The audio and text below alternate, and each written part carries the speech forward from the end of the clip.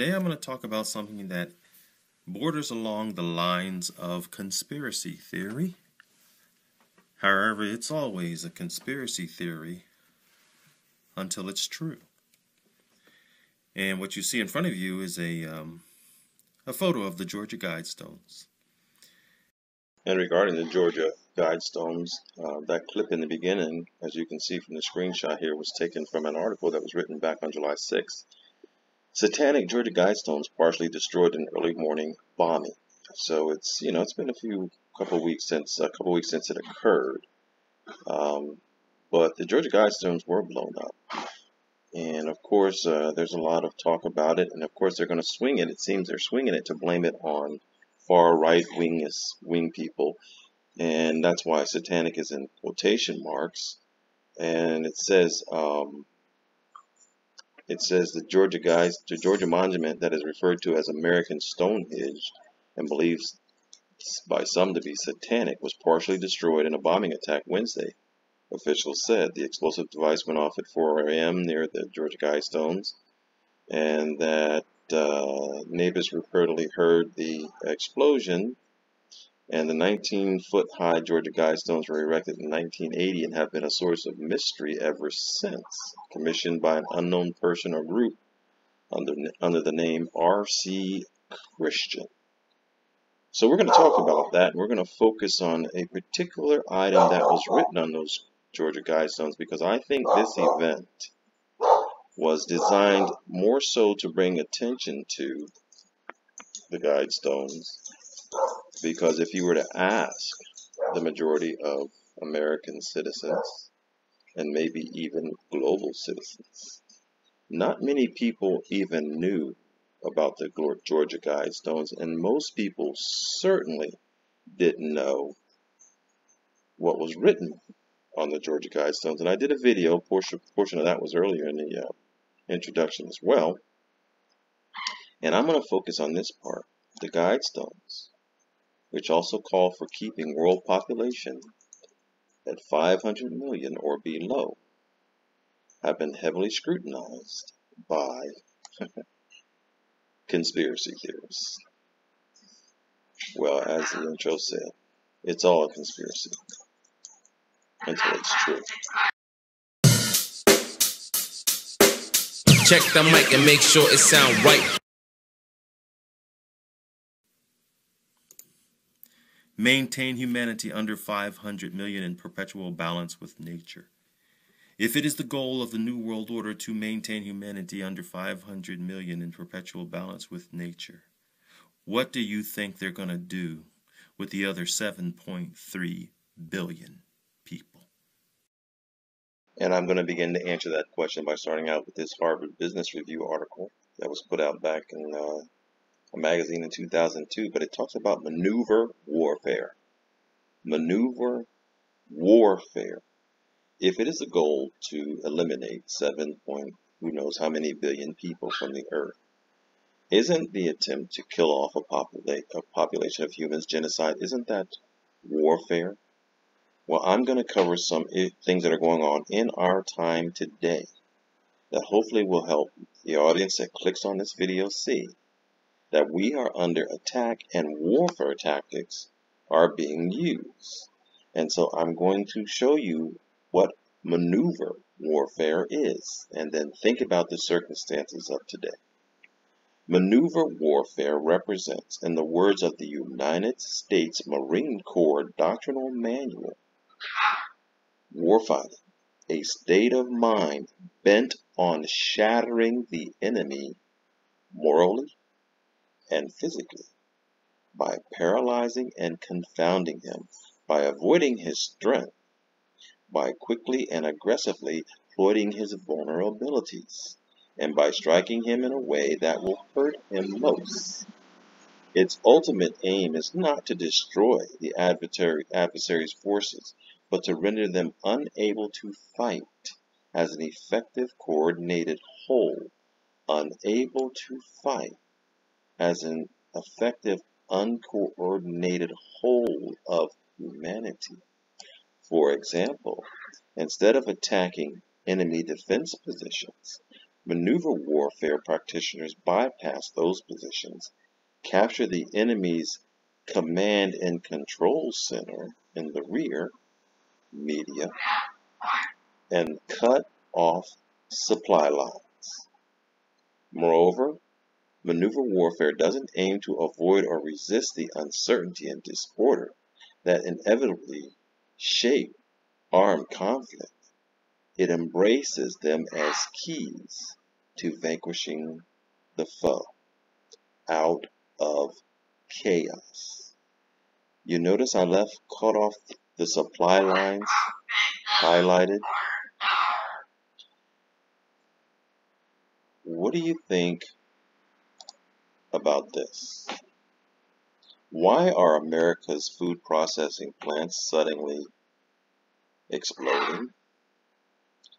Wouldn't food be a part of the civilian supply line? Food, fuel, transportation, medicine, baby formula? Is it normal for the United States to experience so many disasters in such a short period of time at major food processing facilities? Since January 1st of this year, America has seen fires, explosions, and plane crashes in plants and distribution centers. Forgive bogey, and if the dogs bark, I apologize. But you'll see here, April 21st, a plane crashed into the General Mills plant. April 13th, a major food California processing plant burned almost completely to the ground. Also on the same day, a plane crashed into Gem State Processing where they process potatoes in Hebron, East Idaho. New Hampshire's East Conway Beef and Pork experienced a major plant fire. The Rio Fresh Onion facility in Rio Grande Valley of Texas suffered a severely damaging fire. March 28th, Maricopa Food Pantry, a local food bank in Arizona, lost 50,000 pounds worth of food in a fire. Also in March, at least 2,500 people had to evacuate in Salinas, California, where a 4-alarm fire ravaged a food processing plant. On March 22nd, Shira Foods potato chip plant. On March 16th, the Walmart distribution center that shipped food and other supplies all over the region. On March 16th, the Nestle facility in Jonesboro. Oh my God, we ain't gonna get our chocolate. I love chocolate. The number of food processing plants experiencing such disasters appeared to be high.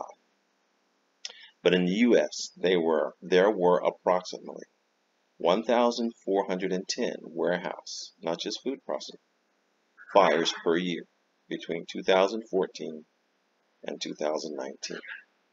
These fires caused an annual average of 2 civilian deaths, 20 civilian injuries, and 159 million in direct property damage.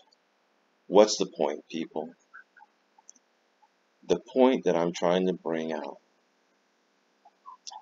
as you have seen, hopefully, is that in this maneuver warfare, our supply lines are getting cut off.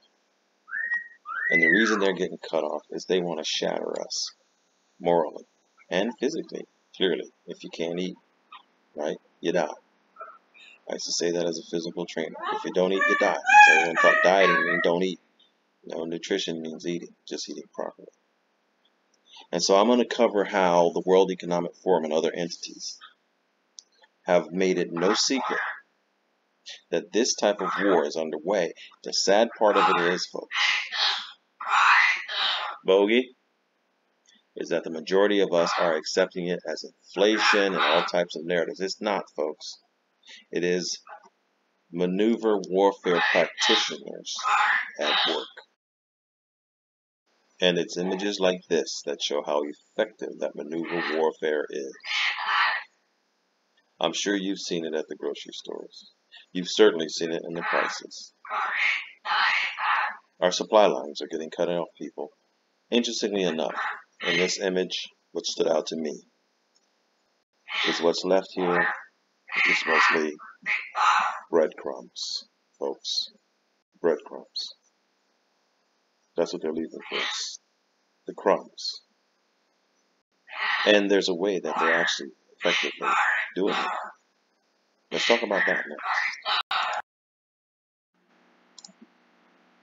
We've already seen that they are destroying food processing plants in the United States And for those of us who are old enough to know, the United States used to be called the breadbasket of the world because we supplied so much crop out of this fertile land by exports to help feed other countries. But what you see in front of you is a thing about bees, and what people are not aware of is the importance of bees when it comes to pollination. Bees are one of the most common pollinators and manage to visit several different plant species in a single afternoon. They land on various plants and collect pollen and nectar, which they carry back to their hives. As they travel from plant to plant, they deposit pollen on the female reproductive organs of new plants. The transfer of pollen allows for fertilization. Pollination is perhaps the most important function of bees, particularly honeybees. Research shows that bees are responsible for pollinating approximately 16% of global flowering plants and around 400 agricultural crop plants. So bees, a necessity for pollinating plants. And if you are in the farming business, a helpful farming alliance goes with bees who help pollinate as well. If you were growing your own garden at home, it would be just as beneficial. And you can see the long list of plants. The point I'm making is that they have come up with a narrative to destroy the bees. So they're destroying the factories, and they're destroying the bees that pollinate. In other words, we're not going to provide you food from your supply line that you're used to, the Walmart distribution centers and the grocery stores. We're not going to allow you to be able to go out and reach for what God provided since the Garden of Eden, fruit-bearing trees of all sorts to eat from. We're going to make it impossible for those to even pollinate and reproduce themselves while we control and cut off your food supply. That is what's happening, people. And that is where we need to be awake and alert, because the Bible is clear when it says that unless those days are cut short, no flesh would be saved. So they are destroying the beehives of people due to a narrative of a mite infestation. Having to stand by and watch these socially minded, superbly organized animals who support the livelihoods of affected beekeepers be euthanized must be a terribly distressing experience. Beekeepers count their losses as devastating. Mite threat spreads. Yeah, it was COVID, now it's a mite threat for the bees, right? And it doesn't just go after, they're not just going after the hives in Australia, folks. This has implications even on native bees who are at risk from this Varroa mite eradication plan. It does spread beyond the bees out there that are not, I can't say domesticated, but kept in hives domestically for producing. There's another way, and there's another way this war is being fought. Every farm unites against the World Economic Forum controlled Dutch government. What they have done under Klaus Schwab, and a lot of Americans are not aware that there are major uprisings going on in many countries by farmers, and their support being shown in other countries by farmers. Because, see, they've already told us during this Great Reset that you will own nothing and you will be happy.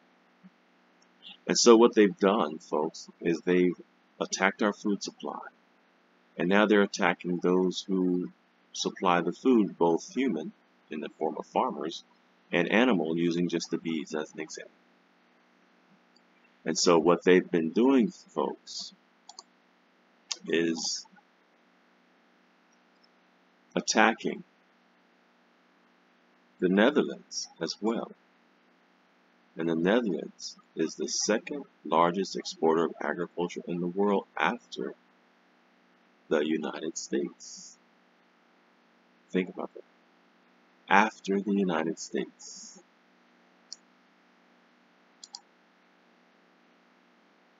They have to unite because the World Economic Forum is pulling a Walmart on them. The global media has vilified the farmers, brushing aside their concerns with the New World Order style policy and propagating government lies. It means drastically cutting farm production and jobs. It means culling the herds by 25% immediately. So folks, if you're not paying attention, it's probably time to start. Because see, the World Economic Forum, once they've put everybody out of business, plans to buy the Dutch farmland as well. And so it says here they have revealed plans to buy up land left by Dutch farmers who are being put out of business by the global elite. Folks, we are at war. Our supply lines are being cut off. Our ability to defend ourselves is being handicapped. Our moral character is being attacked. And so when you ask yourself, is it conspiracy theorists to say that it's Satanic Georgia Guidestones? You know, the Guidestones that want to reduce the population to less than 500 million or below. God said, be fruitful, become many, and fill the earth. So if anyone or anything works in the opposite direction of that command to reduce the population of the earth, there you go with the opposer.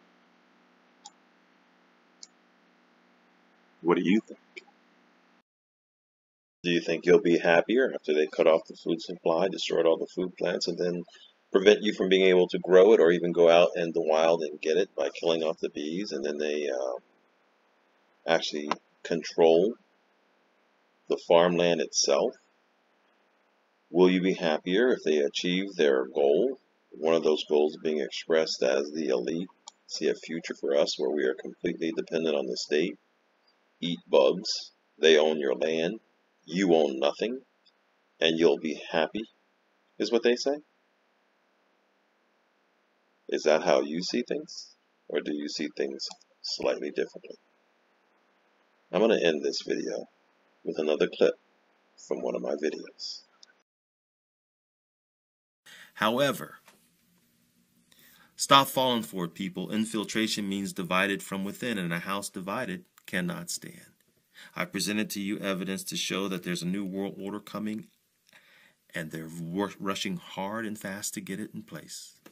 And so if you want to stick your head in the sand and you want to pretend like the Georgia Guidestones don't exist, that's up to you. I'm not going to do that because they do.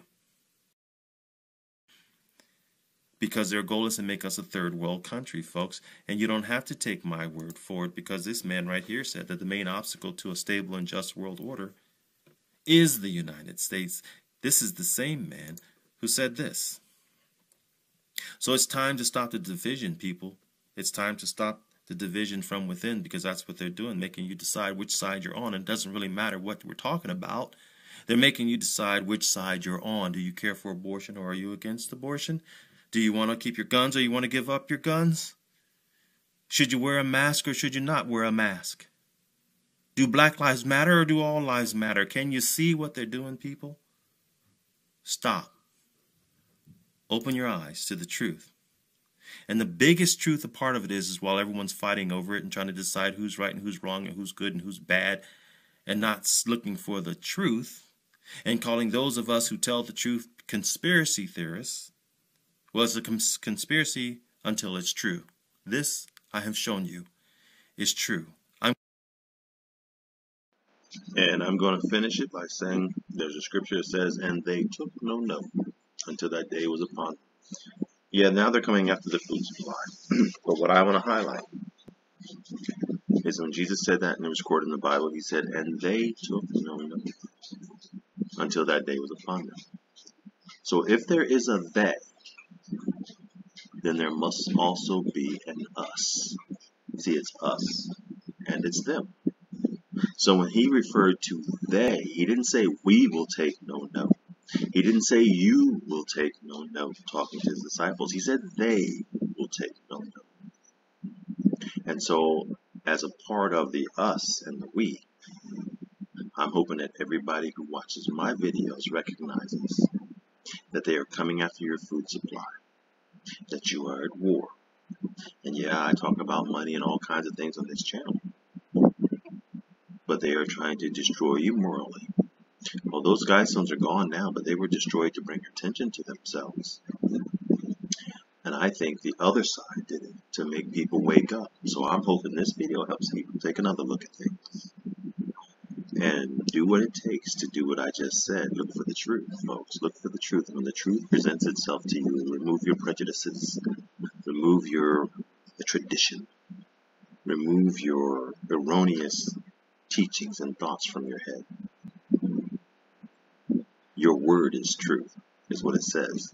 So when that word shows up in your life, pay attention. Because if you don't pay attention, it won't just be physical food you're missing out on. You'll be missing out on spiritual food too. And if you're missing out on the spiritual food, you become a part of they who took no note. I'm DK Will, and this is DK. We'll talk about it. And I've talked about it. Have a wonderful day.